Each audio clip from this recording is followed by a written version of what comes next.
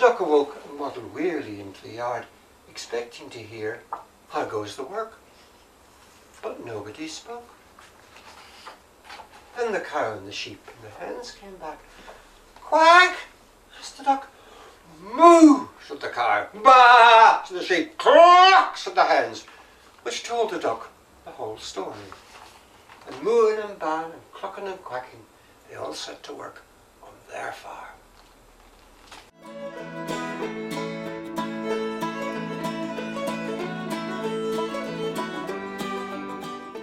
The use of words throughout the story is interesting because I've deliberately used animal sounds rather than English sentences, but I'm hoping that you could almost get children to rewrite the story using English sentences rather than words.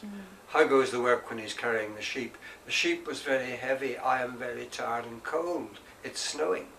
Might be the reply to how goes the work. Instead what the duck says is quack, and his quacks get tighter and tighter and tighter, and that leads you to the music of the poor duck was sleepy and weepy and tired. The whole thing is there was a kind of musical theme in my head, and what I'm trying to do is to get children to pick up on that naturally. And if they will only do that through understanding how the animals feel. For these reasons, it's very short, but it actually has real drama, and it has a conclusion, and it has also a nice bit of knockabout, which is the bed rocking and lifting, and the farmer falling out. I mean, all of that you can have fun with.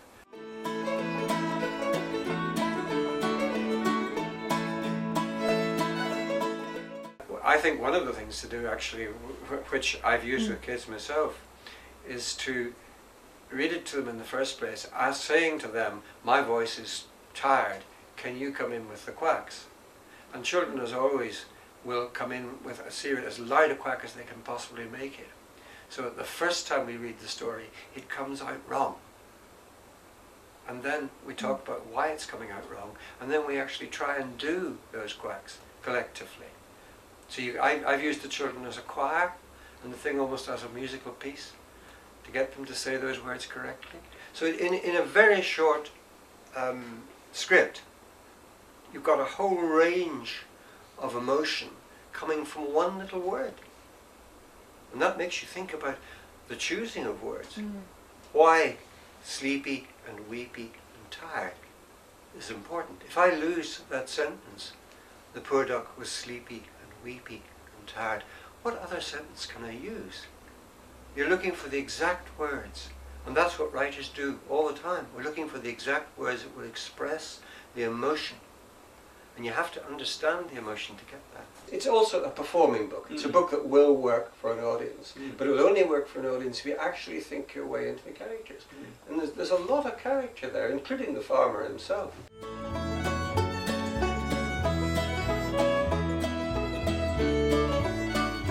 A book needs to be strong to work for kids. You need to know your books to get books that have worked for many kids.